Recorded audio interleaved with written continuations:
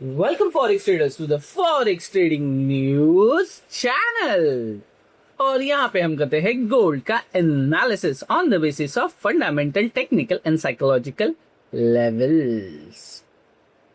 कल market open हुआ था 4570 के एंड ओपन होते ही मैंने आपको जोन दिया था 4589 से लेके 4572 और क्लियर इंडिकेशन था कि हम लोग यहाँ पे सेल देखेंगे, बट ये एक सपोर्ट बना था, ये एक रेजिस्टेंस था और आई क्लियरली सेड ये सपोर्ट को एक रेजिस्टेंस कन्वर्ट होना है। कल के दिन ही एक्सप्लेन कर दिया था और आप देख सकते हो मार्केट ने इन्हीं लेवल्स पे आके किस तरह से परफॉर्म किया है और कितना clear indication towards the direction 4500 clear कर दिया था कि यहाँ पे सेल ऑफ होने वाला है और क्लियरली हमारा टारगेट 4500 अचीव हो गया था।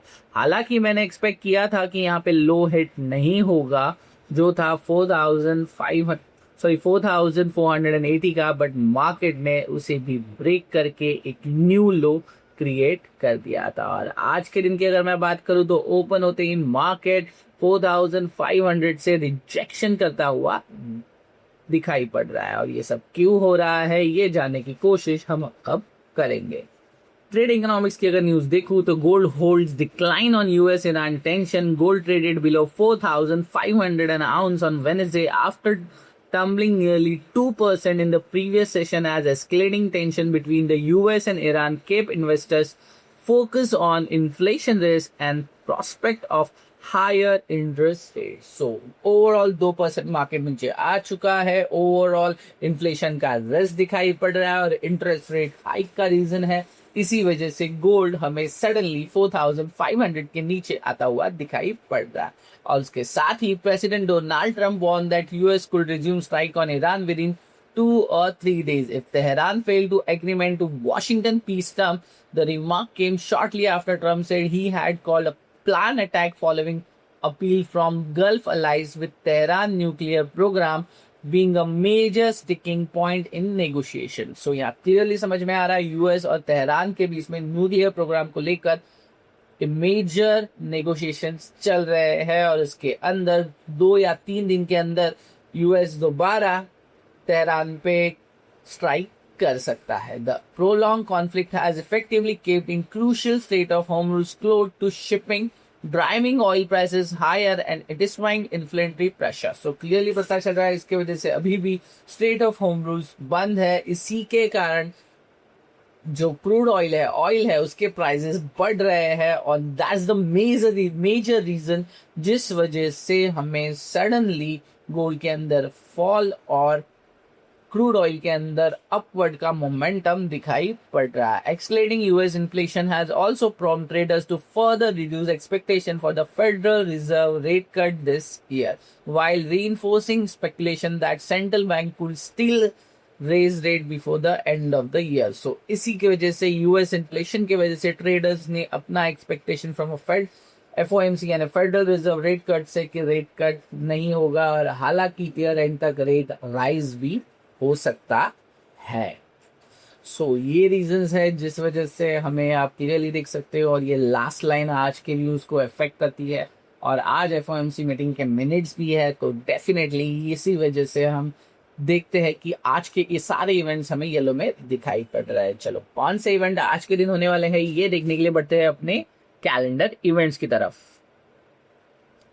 कैलेंडर इवेंट्स के लिए आ गया हूं मैं मेडल माइन की वेबसाइट पे। आज है वेडनेसडे मई 20, 2026। आप देख सकते हो एशिया, लंदन, न्यूयॉर्क सेशन में कोई भी ऑरेंज या रेड फ्लैग दिखाई नहीं पड़ रहा है, सारे के सारे येलो फ्लैग्स है। इवन अगर आप देखोगे 6:45 यूएस एफओएमसी मेंबर बार की स्पीच है, 11:30 PM US FOMC meeting minutes दिखाई पड़ रहे हैं, बट ये भी न्यूज अगर आप ठीक से देखोगे तो येलो फ्लैग में दिखाई पड़ रहा है। इसके बाद कोई भी एफओएमसी मेंबर की मीटिंग मिनट्स या आप देख सकते हो कोई भी स्पीच दिखाई नहीं पड़ रहा है। इसका मतलब ऑलरेडी आज के न्यूज के अंदर भी क्लियर हुआ है कि रेट हाइक नहीं होने वाला है, बट डेफिनेटली यहाँ पे एक कुछ स्टेटमेंट आ सकता है।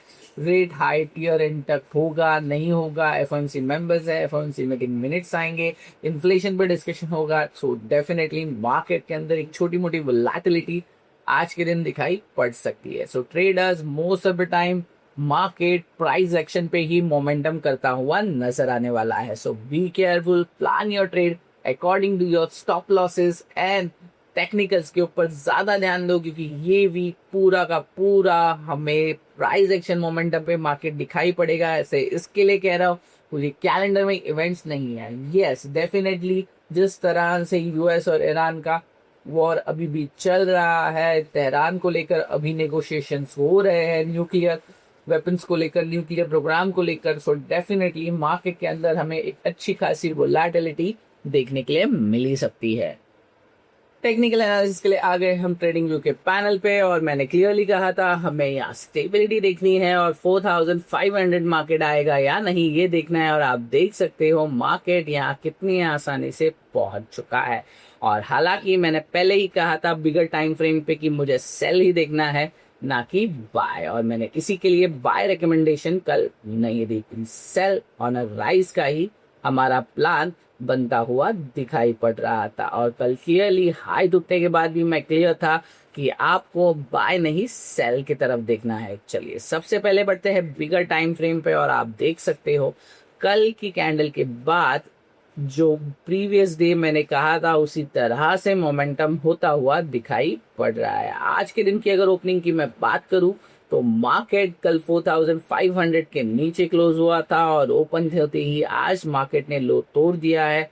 सो यहाँ हम एक्सपेक्ट कर सकते हैं कि आज के दिन मार्केट जो कल का हाई क्रिएट किया था 4589 यहाँ तक ट्रैवल नहीं करेगा। सो हो सकता है मार्केट यहाँ से दोबारा सेल ऑफ हो और यहाँ से न्यू लेवल्स जाने की कोशिश कर सकता है। और अगर मार्केट यहाँ से अनस्टेबल होता है, 4500 को से छोड़ना इतना आसान नहीं होने वाला है, पर अगर मार्केट यहाँ से होता है तो आप देख सकते हो लास्टली मार्केट का सपोर्ट था 4305। सो मैं एक्सपेक्ट करूंगा मार्केट इस रेंज से यानी 4484 से लेके 4305 तक डाउन मोमेंटम कर सकता है। ये एक दिन में होगा, एक वीक में होगा, 2 दिन में होगा, इसे हमें आने वाले वक्त में ही पता चलने वाला है। बट अगर फॉल होगा तो मार्केट यहाँ तक आ जाएगा, ऐसे मैं एक्सपेक्ट कर रहा हूँ। क्लियरली लेवल्स दे रहा हूँ 4305 यानी अप्रॉक्स 4300 तक मार्केट यहाँ पे ट्रम्बल हो सकता है। ये आज का है। चलो देखते हैं आज के लिए हमें किस तरह से प्लान करना चाहिए और क्या हम ट्रेडिंग स्ट्रैटेजी रख सकते हैं।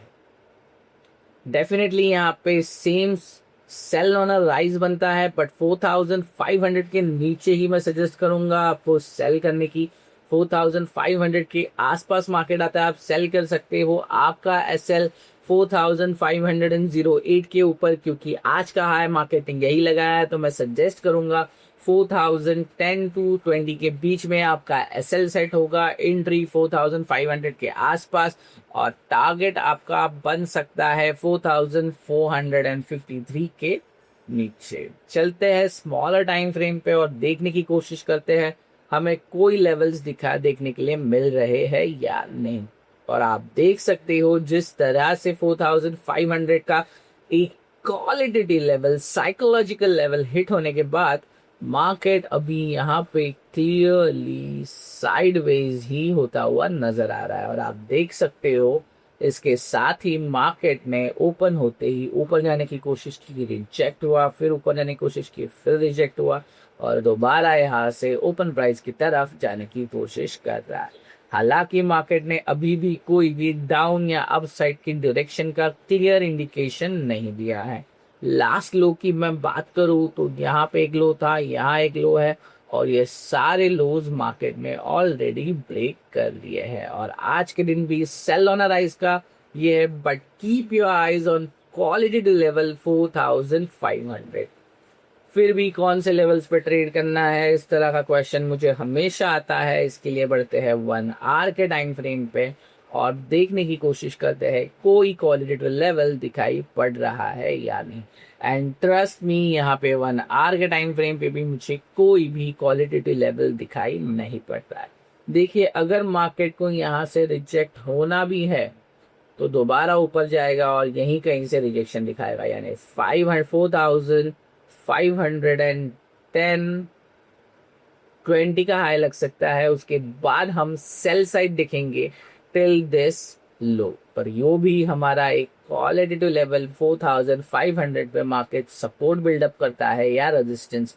सो ऐसे सिचुएशन में आपको यही सजेस्ट करूंगा, आपका अगर स्टॉप लॉस स्ट्रिक्ट है तो ही आप ट्रेड को इनिशिएट कीजिए, और अगर आपका risk to reward ratio high है तो ही ट्रेड को एग्जीक्यूट करने की कोशिश कीजिएगा। Else clearly wait and watch, जहां आपका मोमेंटम क्लियर होगा उसके बाद ही आप ट्रेड एग्जीक्यूट करने की कोशिश कीजिएगा। So overall that's it from my side.